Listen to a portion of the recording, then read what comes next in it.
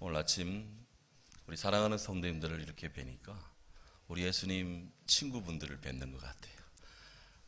하나님의 사랑이 함께 하신 모든 분들에게 위로부터 듬뿍듬뿍 은혜가 또 사랑이 주의 은총이 가득하기를 주의 이름으로 축원합니다. 아멘.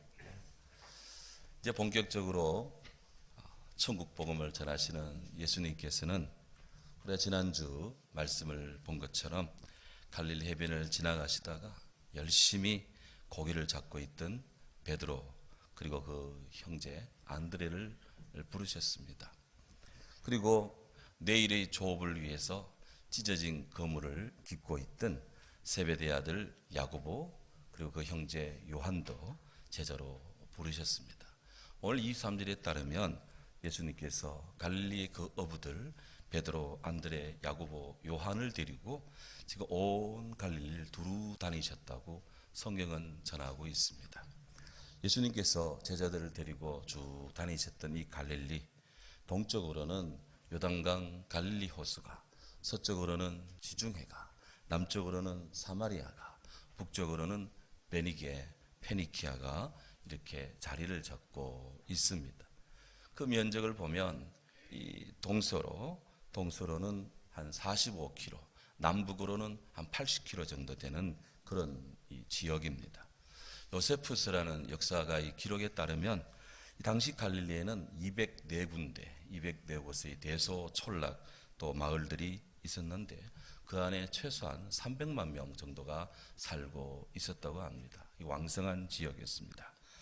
만약 예수님께서 매일 2개 독립식을 2개 동을, 2개 마을을 이렇게 순회하셨다면 이 마을을 다 돌아보려고 그렇게 했다면 적어도 안식일도 쉬지 않고 강행한다는 그런 전제하에 3개월 이상 걸리는 그런 아주 강력한 넓은 그런 엄청난 에너지가 소모되는 그런 순회 전도, 순회 복음을 이 복음 사역을 지금 하고 있습니다. 마태복음 9장 35절에도 보면 예수께서 모든 도시, 모든 마을에 두루 다니사 그들의 회당에서 가르치셨다고 예수님께서 그렇게 복음 전도에 열의를 다하시고 그렇게 힘을 다하셨다는 것을 우리들에게 성경은 말하고 있습니다. 중요한 점은 우리 예수님께서 한 영혼이라도 더 구원하시기 위해서 온 힘을 다하셨다는 것입니다. 주님이 그 마을들을 두루 다니며 무엇을 어떻게 하셨을까? 오늘 이어지는 말씀 23절에 계속해서 나오고 있습니다. 그들의 회당에서 가르치시며 teaching, 주님이 가르치셨고 천국 복음을 전파하시며 preaching, 하나님 말씀을 설교하고 외치셨고 백성 중 모든 병, 모든 약한 것을 고치셨다. healing, 주님이 치유해 주셨다.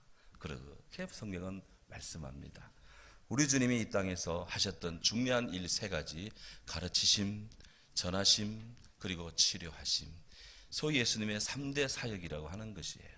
이 사역을 지금 우리 주님께서 거의 공생의 초기부터 열렬히 지금 진행을 하십니다. 네, 우리 예수님은 회당에서 가르치셨습니다. 예수님께서 제자들과 함께 첫 번째로 구체적으로 하신 일은 회당에 가셔서 그 회당을 중심으로 하는 가르침의 교육 사역, 여기에 우리 주님이 집중하셨습니다. 코로나19로 인해서 우리나라의 학교들이 개학이 지금 하긴 했죠, 온라인으로. 그러나 학교 등교하는 것들이 다 멈춘 상태입니다. 대학교에서도 온라인 강의를 이렇게 진행을 하고 있는데 역사상 초유의 처음 있는 일입니다. 앞으로도 이런 일이 있어서는 안 될 것인데 교육에 대한 관심은 세계 어느 나라나 다 마찬가지고 지대합니다. 왜? 한 나라의 미래가 교육에 달렸기 때문입니다. 교육은 한 국가의 백년지 대계입니다. 유대인들의 교육법은 전 세계인들의 초미의 관심사입니다. 유대인들은 대체적으로 가정에서도 아주 진솔한 교육을 시키는 것으로 유명합니다. 그들의 가정에서는 무엇을 가르칠까? 그들의 아버지, 어머니, 할머니, 할아버지들은 그들이 사랑하는 자녀들에게 무엇을 교육할까? 그들의 교육적 주제가 이렇게 찾아보니까 몇 가지가 있더라고요. 첫째, 남들보다 뛰어나라가 아니라 남과 다르게 되라. 이걸 가르친다는 거예요. 배우기 위해서는 듣는 것도 중요하지만 말하는 것도 중요하다. 몸을 쓰는 일보다도 머리를 써서 일을 하는 것을 가르친다. 싫으면 하지 마라. 그러나 하려고 하면 최선을 다하라. 그들의 교육이에요. 배움을 중단하면 20년 동안 당신이 배운 것을 2년 만에 까먹고 만다. 꾸준히 배워라. 형제 간의 머리를 비교하면 쌍방을 죽이고 서로 해하게 되지만 형제의 개성을 비교하면 쌍방을 살리고 시너지를 일으킨다. 아이를 혼내준 날에는 반드시 따뜻하게 그 아들을, 자녀를 따뜻하게 해서 마음을 따뜻하게 해서 재워라. 잠들기 전에는 부모가 자녀에게 책을 읽어주라. 친구를 선택하고자 할 때는 그 아이보다 한 단계 높은 사람을 친구로 삼도록 해라. 자녀에 대한 최고의 형벌은 부모의 침묵이다. 그것이 자녀에게는 엄청난 부담으로 오기 때문입니다. 자녀를 위협하지 말고 정상적인 벌을 주고 그리고 용서하라. 정해진 일은 정해진 시간 내에 해내는 습관을 기르라. 집안에서도 내 것, 우리 것, 남의 것을 구별하도록 가르치라. 남한테 받은 수모는 잊지 말되 용서하도록 하라. 이런 주제들을 부모로서 자녀들한테 부지런히 가르친대. 우리 예수님도 이런 교육을 받으셨을 겁니다. 그렇기 때문에 주님은 교육이 몸에 배어 있습니다. 따라서 주님은 교육의 현장에 나섭니다. 인간은 교육의 산물입니다. 교육의 힘은 막강하거든요. 장애의 고통을 이긴 헬렌 켈러, 그 유명한 이야기는 여러 번 들어보셨을 겁니다. 태어난 지 19달 만에 성홍열 또 내막염으로 참으로 보지도 못하고 듣지도 못하는 그런 장애인으로서 헬렌 켈러가 살아가기는 너무 힘듭니다. 그런데 그에게 앤 설리반이라는 선생님이 오셨습니다. 그녀에게는 정말 최고의 행운이고 축복이었습니다. 앤 설리반 선생님은 예수님의 사랑의 마음으로 헬렌 켈러에게 다가갔습니다. 앤은 헬렌의 손바닥에다가 친절히 영어 알파벳을 가르쳐 주었습니다. 그리고 손수 펌퍼질을 해서 물을 흐르게 한 다음 그 물을 헬렌 켈러의 손에 적신 다음 그리고는 손바닥에다가 물, water 좀 굴리면 water, water 이라고 써 주었답니다. 훗날 헬렌 켈러는 이때의 감격을 이렇게 표현했습니다. 시원한 물줄기가 펌프로부터 나오게 될 때 앤 슬리반 선생님은 내 손에 water, water 이라고 쓰셨습니다. 그때 나의 모든 관심은 그녀의 손에 집중되었습니다. 갑자기 뭔가 말로 표현하지 못한 황홀함이 내 몸을 감쌌습니다. 그것은 마치 내가 잊고 있었던 어떤 것이 새롭게 내 마음속에 입력이 된 듯 했습니다. 나는 그때 물이라는 액체가 내 손바닥에 흐르는 것을 나는 느꼈고 그 살아있는 단어가 내 영을 깨웠고 나에게 빛이 되었고 나에게 기쁨을 주었고 나를 무지로부터 자아의 폐쇄로부터 나를 해방시켰습니다. 이것이 헬렌 켈러 인생을 바꾼 거예요. 여러분, 사람들은 헬렌 켈러의 그 엄청난 삶의 변화를 이끌고 그에게 교육을 시킨 그 앤 설리반 선생님을 기적을 만드는 사람, 미러클 워크, 기적을 만드는 사람, 그렇게 평가에 맞지 않습니다. 참 선생님, 좋은 교사는 바로 이런 분들입니다. 잠재되어 있는 가치를 발견하고 내일의 희망과 꿈을 그 삶 속에 불러일으키고 그래서 그로 하여금 독립적으로 설 수 있게 하고 배울 수 있게 만들고 그리고는 궁극적으로 영생으로 하나님 나라의 비전으로 그를 이끌어가는 분, 그분이 진정한 선생님, 교사입니다. 그래서 선생님이 귀한 거예요. 저는 우리 주님의 친구인 우리 교회 어린이들, 학생들, 또 청년들, 성도들을 가르치는 교회학교 우리 교사 선생님들, 또 비전 아카데미에서 봉사하는 선생님들을 가히 주님의 기적을 창출하고 만드는 선생님들, Miracle Workers of the Lord, 우리 주님의 기적을 만드는 분들이라고 그렇게 저는 칭하고 싶습니다. 예수님 바로 이런 기적을 만드는 위대한 우리 주님이셨습니다. 예수님은 회당을 거점으로 교육 사역을 힘차게 펼쳤습니다.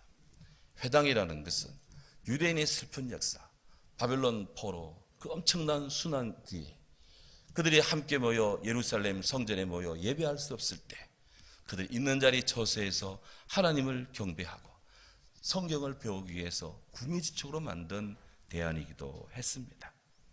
그래서 그들은 10명만 모이면 회당을 세웠습니다. 그 회당을 중심으로 그들은 예배를 드렸고 또 교육을 하였고, 오늘 그것이 우리 신약교회의 모델이 되기도 합니다. 유대인에게서 회당은 잠언 1장 21절에 지혜가 그 소리를 높인다 그랬는데, 바로 회당은 지혜의 말씀, 하나님의 말씀이 소리 높여서 외쳐지고 들려지고 사람들이 그 말씀을 배우고 그렇게 단련하는 거룩한 삶의 공동체였습니다. 예수님 당시에 이 회당이 유대 곳곳에 있었습니다. 예루살렘만 하더라도 무려 460개 내지 480개 정도의 회당이 예루살렘 시안에 있었다고 하는 거예요. 그 당시 사람들은 이곳에 모여서 기도했습니다. 예배했습니다. 모세의 율법을 공부합니다. 그리고 서로에게 안부를 전하고 교제를 합니다. 그리고 그들은 그것에 모여서 구약의 토라, 창세기, 출애굽기, 레위기, 민수기, 신명기 이런 성경들을 여러 지역의 언어로 계속 필사 번역 작업을 했습니다. 또 그곳에는 아주 능력 있고 뛰어난 교사 또 뛰어난 학자가 방문하면 강단을 개방해서 그분들에게 귀한 가르침을 하더라. 그렇게 여러 교육에 열려 있기도 했습니다. 성경이 전하는 이 거기 있는 것처럼 예수님께서는 그런 곳곳에 산재된 갈릴리의 회당들을 찾아가면서 주님은 때가 되면 가르치시고 교육하시고 백성들에게 제자들에게 그렇게 말씀을 전하시고 그렇게 했습니다. 그래서 사람들은 쉽게 누구라도 예수님을 보고 라비어, 선생님 그렇게 칭했던 것입니다. 성경에서 만나는 우리 예수님, 가르치는 선생님이십니다. 교사로서의 우리 예수님, 능력이 많은 선생님이 있었습니다. 우리 주님은 어떤 곳에서든지 가르쳤어요. 산에서도 가르치시고 들판을 거닐면서도 가르치십니다. 부지런히 다니시고 또 누구에게나 만나는 사람에게 말씀하시면 그것이 인생을 바꾸는 위대한 가르침이 됩니다. 하늘을 나는 새를 보고 들판에 피어있는 이런 모를 꽃들을 보면서 그곳에서 천국의 아름다움, 구원의 비전을 사람들에게 말씀하셨습니다. 그 가르치심이 유대의 성경 박사들을 능가했습니다. 어떤 권위도 우리 주님의 권위를 따라올 수가 없었습니다. 주님은 쉽게 가르쳤고 하나님의 능력으로 직접 본을 보면서 가르쳤는데, 지금도 매년 신학대학에서 전 세계적으로 예수님을 연구하고 여타 학문에서도 예수님을 연구하면서 그들의 인생의 세상의 발전에 지금도 우리 예수님이 연구되고 있습니다. 우리 주님은 위대한 교사예요. 위대한 철학자예요. 위대한 사상가예요. 위대한 우리 주님은 이 위대하신 분입니다. 우리 모두 예수님께 배우는 좋은 학생이 되기를 바랍니다. 예수님은 모든 시대의 가르침에 정말 근원이 되세요. 나는 마음이 온유하고 겸손하니 내게 배우라. 지금도 우리에게 배우라고 말합니다. 나는 배울 거 없다 라고 생각하는 분들 혹 계실지 모르겠는데, 그래도 예수님께 배우는 우리 모두가 되도록 하십시다. 예수님께 배우면 머리가 헷갈리고 복잡해지지 않습니다. 예수님께 배우면 마태복음 11장 29절에 보면 너희 마음이 쉼을 얻으리니, 할렐루야. 우리가 예수님께 배우면 마음에 쉼이 있습니다. 안식이 있습니다. 평강이 있습니다. 구원이 있습니다. 나의 이 말을 듣고 행하는 사람은 그 집을 반석에 지은 지혜로운 사람 같다. 예수님께 배우면 지혜로운 사람이 되는 거예요. 이런 아름다움이 우리 모든 성도님들에게 있기를 바랍니다. 이걸 위해서 주님이 갈릴리 곳곳에 다니며 막 가르치셨어요.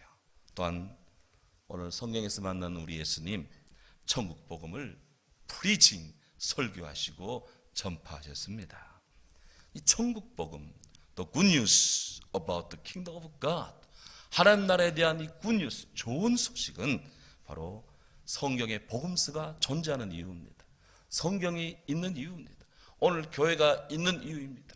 우리가 이곳에 모여 주일마다 때마다 모여 와서 예배하고 기도하고 헌신하고 하는 이유가 천국 복음에 있습니다. 마태복음의 관점에서 보면 이 천국이라고 하는 것은 세례 요한이 증거했던 것이고 우리 예수님도 이것을 집중적으로 전하신 핵심 과제였습니다. 세례 요한은 유다 광야에서 회개하라, repent, the kingdom of God is at hand. 하나님 나라가 가까이 왔느니라. 하나님 나라가 손바닥에 있다. 손바닥에 움켜잡으면 되는 거요. 회개하라고 외쳤습니다. 예수님께서도 그 말씀을 이어받아서 회개하라, 천국이 가까웠다 말씀했습니다.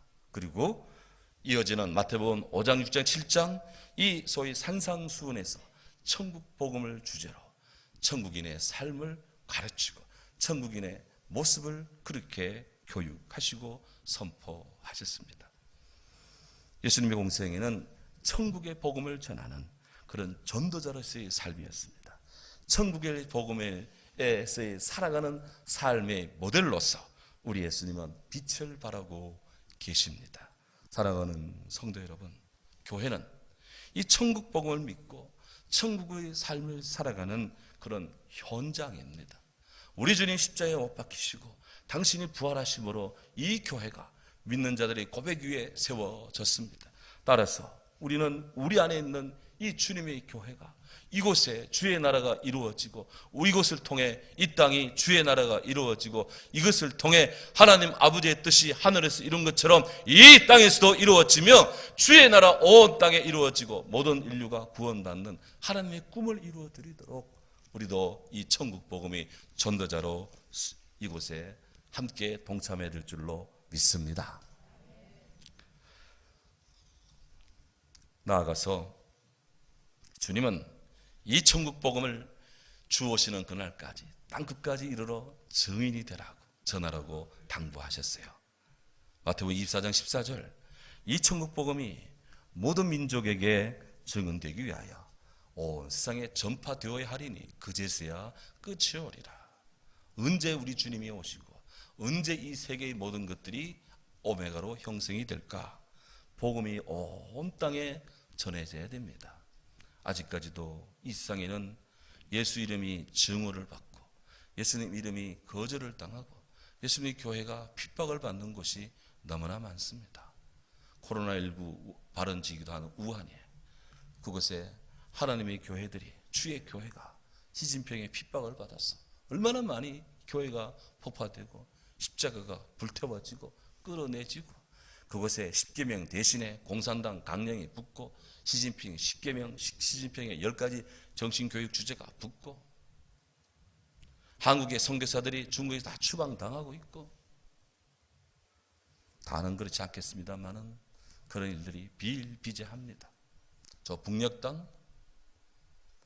말할 것도 없습니다. 이 복음이 온 땅에 증거되도록 우리는 기도해야 되고 몸으로 삶으로 복음의 파트너십으로서 예수님께 우리는 협력하고 동참하는 주의 성도가 되어야 됩니다. 예수님 복음을 전하고 또 알려주는 것을 마음의 기쁨으로 자랑으로 삼고 기쁨으로 또 감사함으로 우리는 여겨야 됩니다. 사도 바울은 말합니다. 내가 복음을 전할지라도 자랑할 것이 없으면 부득불 할 일이라. 만일 이 복음을 전하지 않으면 내게 화가 있을 것이다. 예, 그렇습니다. 우리는 이런 마음으로 복음을 사랑하는 그 뜨거운 마음을 가지고 살아야 될 거예요. 너는 복음을 전하라. 때를 얻든지 못 얻든지 항상 힘쓰라. 사도 바울이 디모데에게 권고했습니다. 코로나19로 인해서 마음이 위축되고 생에 두려움에 짓눌려 있고 삶에 지쳐서 힘겨우는 자가 주위에 많이 있습니다. 이분들에게 예수님의 사랑의 복음을 전하십시다. 복음을 소개하고 교회로 초청하시기 바랍니다. 주께서 기뻐하시는 일입니다. 이 일을 주님이 하셨어요. 나아가서 우리 주님은 갈릴리를 다니며 가르치시고 전하시며 당신이 만나는 주께로 오는 모든 병자들의 그 질환을 다 고쳐주시는 만인의 의사로서 아픈 자의 위로가 되어주셨습니다. 오늘 성경에 따르면 백성 중에 모든 병을 고쳤다 했습니다. 그런데 이 말은 만성적이고 중한 질병, 그 질병도 주님이 치유하셨다는 것이고, 약한 것들, 감기 몸살 정도의 병도 우리 주님께 와서 다 나아가는 그런 역사가 일어났다는 거예요. 우리들 속에 얼마나 많은 이런 경증, 중증의 질환들이 자리하고 있습니까? 실로 사랑 많으신 우리 예수님께서 인간의 영혼 구원뿐 아니라 인생의 현재적 육체의 아픔도 외면하지 않습니다. 저는 정말 다니며 감사한 것 중에 하나가 병원 마크가 다른 이상한 마크가 아니고 십자가 마크라는 것이 얼마나 저는 감사한지 몰라요. 만약 그게 딴 이상한 마크면 어떡하겠어 그래. 그 마크가 어디서 왔습니까? 다 예수님의 이 치료하심에 여기서 이 마크가 나온 줄로 압니다. 모든 병든 심령들이 병원에 가면 정밀한 검사와 진단 속에 치료받고 낫는 것처럼 모든 인생의 근원적인 모든 이 진료하니 우리 주님이 지혜로우심과 사랑의 온화함 속에서 다 치유가 된다. 성경은 증거합니다. 그가 찔림은 우리의 허물 때문이요 그가 상함은 우리의 죄악 때문이라. 그가 징계를 받음으로 우리가 평안을 누리고 그가 채찍에 맞음으로 우리가 나음을 입었도다. 아멘. 이 말씀 그대로 주님 예수님께 찾아온 사람들, 주께로 나와 있는 그런 분들, 육체적 질병, 정신적 질병 가지고 주께로 나온 사람들 다 치유받았습니다. 주님께서는 영육간의 오랜 만성병을 가진 지친 심령들, 무려 38년 된 병대도 주님이 고쳐주셨어요. 지금 막 열이 끓고 있는 베드로의 장모의 열병도 주님이 치유해 주십니다. 우리 주님께는 만성병이든 급한 병이든 이렇게 문제가 되지 않더라고요. 사랑하는 여러분, 주께서 우리를 건강하게 하시고 주님께서 우리를 사랑하시고 주님이 우리를 건지심을 믿으십시다. 모든 우리의 구원은 예수 그리스도 안에 있습니다. 예수라는 이름 자체가 구원이라고 천사께서 증거해 주셨습니다. 우리가 예수님 그러는데 그 예수란 말이 구원이란 말이에요. 그러니까 우리말로 하면 구원님 해도 되는 거예요. 예수님이 구원입니다. 구원은 그에게서 옵니다. 예수께로부터 옵니다. From Him, 그로부터 옵니다. 그렇습니다. 예수님께서 기름 부음 받으실게, 성령의 기름 부음 받으실게 믿고 구하는 자에게 주님이 좋은 것 주십니다. 구하는 자에게 성령 충만하게 하십니다. 구하는 자에게 영육을 새롭게 하십니다. 구하는 자에게 삶을 새롭게 하십니다. 구하는 자의 인생의 문을 여시고 구하는 자의 어두운 세계를 밝혀주시고 억눌린 부분은 해체하시며 자유케 하시는 분이 우리 주님이십니다. 종교개혁자 존 칼빈이라고 있습니다. 이분이 기독교 강요라는 그 유명한 책 제1권 말미에서 예수님의 사랑과 회복의 은총을 이렇게 고백하고 증거를 했어요. 얼마 전에 그 부분을 읽다가 너무 감동을 받았어요. 이거 우리 성도들한테 전하고 싶어서 오늘 인용을 합니다. 우리가 온유함을 구한다면 예수님이 탄생해서 나타납니다. 예수님의 탄생하심으로써 모든 점에서 우리와 같이 되셔서 우리의 고통을 느끼실 수 있게 되었습니다. 우리가 구하는 것이 구속이라면 예수님이 순환의 답이 있습니다.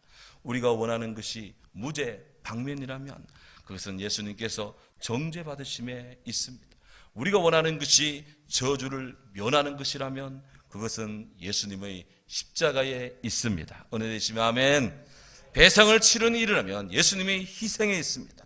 정결이라면 예수님께서 흘리신 보혈에 있습니다.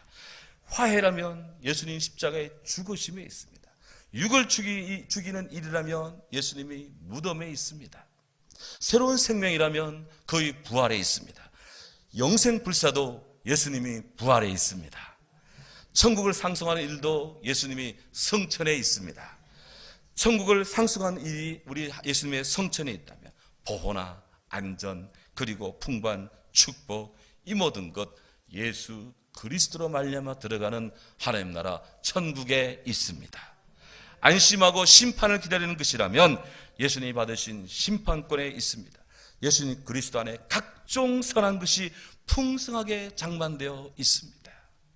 고로 우리는 칼빈이 말하는 거예요. 고로 우리는 다른 데 갈 것이 아니라 생명의 원천이신 예수님 안에서 마음껏 마셔야 합니다.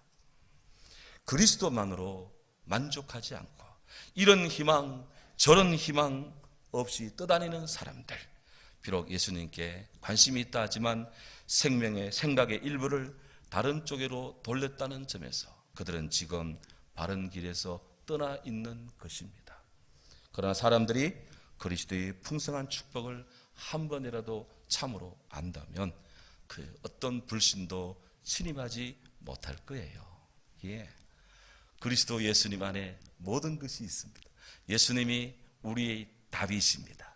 주님이 우리의 해답이십니다. 주님이 우리의 해결점이십니다. 주님이 우리의 열쇠 키인 것입니다. 마스터 키인 것입니다. 모든 물음의 답이 우리 예수님께 있습니다. 믿습니까? 예수님은 길이요 진리요 생명이며 부활이십니다. 예수님의 소문이 오늘 성경에 따르면 온 수리아에, 오늘날의 시리아에 쫙 퍼졌습니다. 유다 남방 쪽으로도 쭉 퍼졌습니다. 여기 특별히 시리아에도 퍼졌다는 지역이 주목이 가요.